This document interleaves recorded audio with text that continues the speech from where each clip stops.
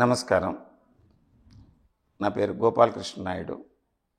Social post digital media ద్వారా మనం సాముద్రిక శాస్త్రంలో అనేక విషయాల గురించి చర్చించుకుంటున్నాము. ఇప్పుడు అరచేతిలో ఉండేటువంటి ప్రధాన రేఖల్లో అతి ముఖ్యమైనటువంటి రేఖ అదృష్ట రేఖ. అదృష్టం, దాన్ని యోగ రేఖ అంటారు. దానికి ఇంకొక పేరు భాగ్యరేఖ, ధనరేఖ, ఫేట్ లైన్, మనం ఇంగ్లీష్లో ఫేట్ లైన్ అంటాము. ఇది ముఖ్యమైనటువంటి రేఖ అని ఎందుకన్నామంటే, మనం ముందు చెప్పుకున్నట్లు ఈ జీవిత రేఖ, శిరోరేఖ, హృదయరేఖ, ఈ మూడు అరచేతిలో మానవుడు పుట్టినప్పటి నుంచి జీవితం చివరి వరకు ఒకే విధంగా ఉంటాయి. అవి ఏర్పడటం మన పుట్టుకతోటే ఏర్పడతాయి, ఒకలాగే ఉంటాయి. ఈ అదృష్ట రేఖ, ఇతర ఉపరేఖలు రవిరేఖ, బుధరేఖ, పాలన రేఖలు, వైవాహిక రేఖ, ఇవి మారుతూ ఉంటాయి. మారిన ఈ అదృష్ట రేఖ ప్రధానంగా ఈ మూడు రేఖలను కలుపుతూ, మనం మూడు రేఖల మీద ఫలితాలు మనం తెలుసుకోవాలనుకున్నప్పుడు ఈ అదృష్ట రేఖ మీద కాలాన్ని లెక్కబెట్టి ఆ కాలానికి అనుగుణంగా ఇతర ప్రధాన రేఖల్లో ఏ గుర్తులున్నాయి, ఏ విషయాలు తెలియజేస్తున్నాయి అనేటువంటి విషయాన్ని మనం గమనించినప్పుడు ఒక మనిషి యొక్క భవిష్యత్తుని, అతని యొక్క అదృష్టాన్ని, అదే దాన్ని మనం ధనరేఖ అంటున్నాం కనుక, అతని జీవితంలో ఈ ధన సంపాదనలో, సంపదను పోగేయటంలో, వృత్తి, ఉద్యోగ, వ్యాపార విషయాల్లో ఏ వయసులో అతను అభివృద్ధిని పొందుతున్నాడు, ఒకవేళ ఏ సమయంలోనైనా ఈ అదృష్టరేఖ బలహీనపడితే అతని జీవితంలో ఆ సమయంలో వచ్చేటువంటి మార్పులు ఏమిటి, వీటన్నిటిని గురించి మనం అదృష్ట రేఖ ద్వారా తెలుసుకోగలుగుతాము.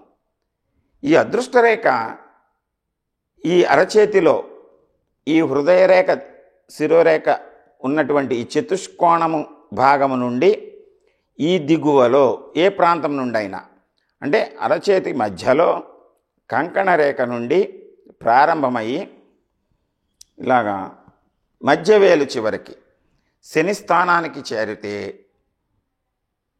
దీన్ని అదృష్ట రేఖ అంటాం.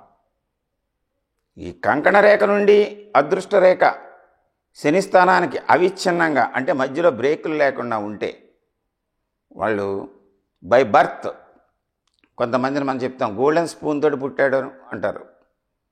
అంటే సంపదలు, ధనము, భోగము, భాగ్యము అన్నీ ఉన్నటువంటి ఒక వంశంలో పుట్టి తన జీవితం చివరి వరకు కూడా అదృష్టాన్ని పొందుతూ తన జీవితాన్ని కొనసాగించేటువంటి లక్షణాన్ని తెలియజేస్తుంది. అది సాధారణంగా కొంతమంది చేతుల్లో ఈ అదృష్ట రేఖ చంద్రస్థానం నుంచి కూడా ప్రారంభం కావచ్చు.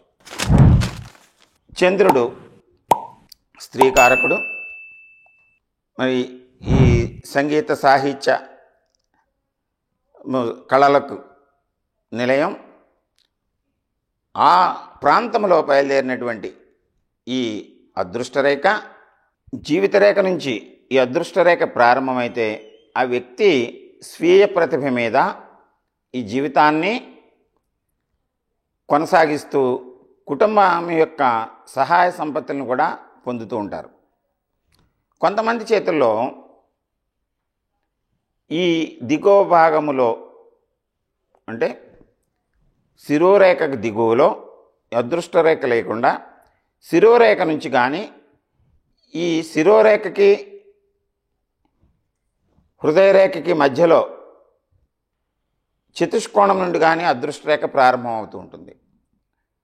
అంటే అటువంటి వ్యక్తులు బాల్యంలో యోగాన్ని, ధనాన్ని, అదృష్టాన్ని పొందలేకపోయినా ఈ శిరోరేఖ దాటిన తర్వాత, అంటే 30-35 మధ్యలో శిరోరేఖ దగ్గరికి అదృష్టరేఖ యొక్క మనం ఈ కొలతను 30 సంవత్సరాలుగా తీసుకుంటే వారి జీవితంలో 30 దాటిన తర్వాత వారికి ఉన్నతమైనటువంటి స్థితి, ఏదో ఒక సంపద, స్వయం కృషి ఇవి తోడయ్యి యోగము, ఈ యోగరేఖ తదుపరి జీవితం చివరి వరకు కొనసాగింపబడుతూ ఉంటుంది.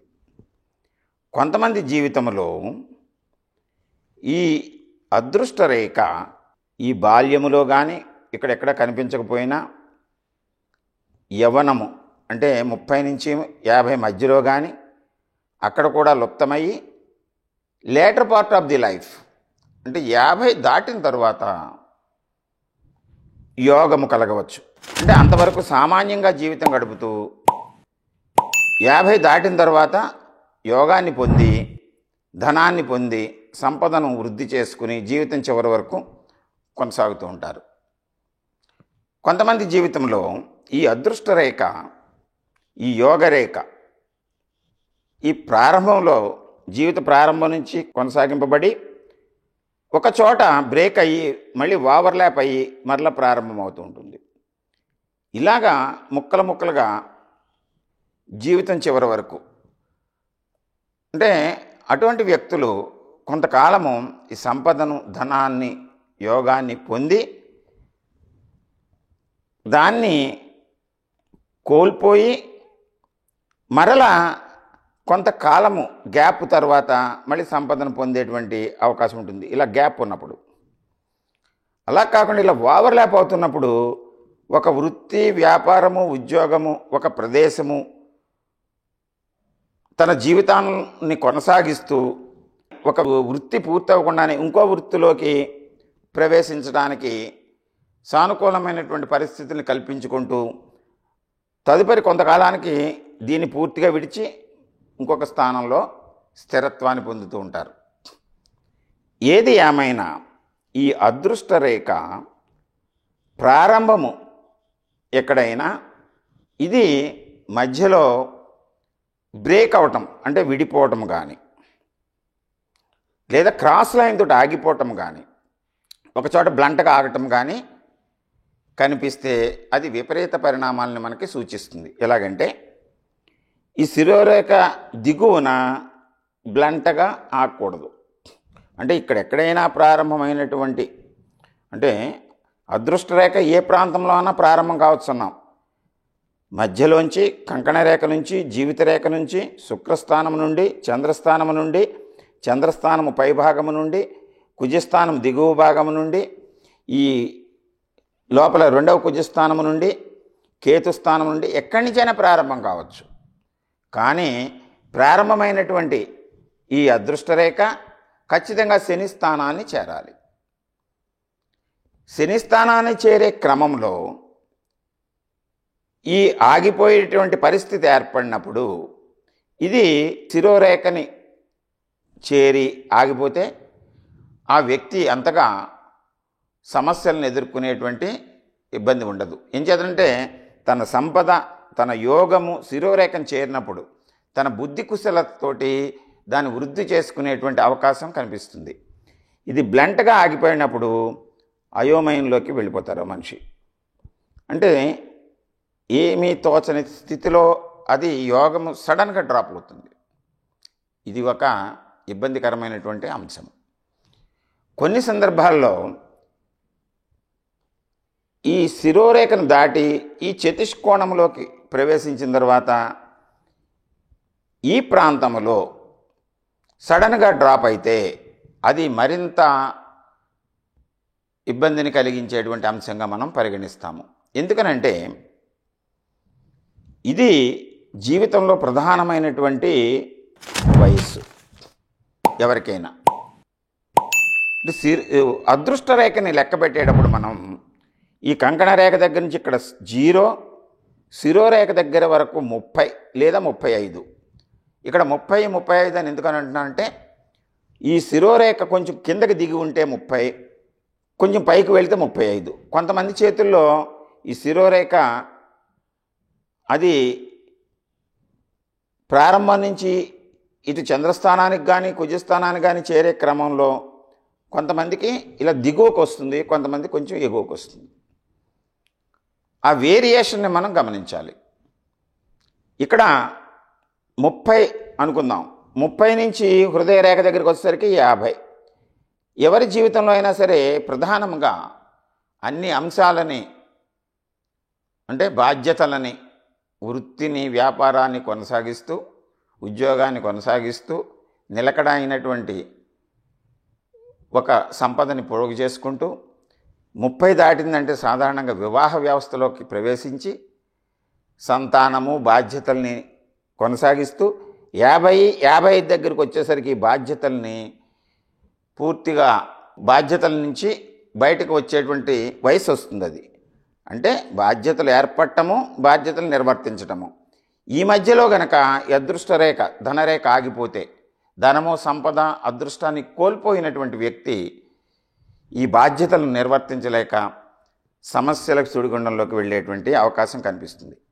కొంతమంది చేతిలో ఈ శిరోరేఖ, హృదయరేఖను దాటి శని స్థానాన్ని చేరేటువంటి క్రమంలో బ్లంట్గా ఎక్కడైనా ఆగితే, ఆగిన చోట ఒక చిన్న క్రాస్ గుర్తుంటే, ఇది కూడా విపరీతమైనటువంటి పరిణామాన్ని సూచిస్తుంది. ఎందుకంటే బ్లంట్ క్రాస్ అనేటువంటిది అక్కడితోటి పూర్తయిపోతుంది. జీవితము కానీ, అదృష్టము కానీ, యోగము కానీ అక్కడితోటి ఎండ్ అయిపోయినట్టు సూచిస్తుంది అది. ఇటువంటి సందర్భంలో మనం ఈ మిగిలినటువంటి రేఖలను కూడా మనం స్పష్టంగా గమనించాలి. ఎందుకంటే జీవిత రేఖలో ఈ వయసున కనుక అవాంతరం ఏర్పడితే ఆ వ్యక్తి ఈ వయసు వచ్చేసరికి ఆ సంపదను, అదృష్టాన్ని, యోగాన్ని కోల్పోతాడో జాగ్రత్త పడండి అని మనం చెప్పడానికి అవకాశం ఉంటుంది. ఈ విధంగా మనం ఈ అదృష్ట రేఖను మనం పరిశీలించినప్పుడు ఇంకా అనేక విషయాలు ఈ అదృష్ట రేఖ మీద మనం యోగాన్ని, ధనాన్ని, సంపదను లెక్కించవచ్చు. మరొక ఎపిసోడ్లో మనం ఈ అదృష్ట రేఖ గురించి మరిన్ని విషయాలను మనం తెలియజేసుకుందాం. అంతవరకు నమస్కారం.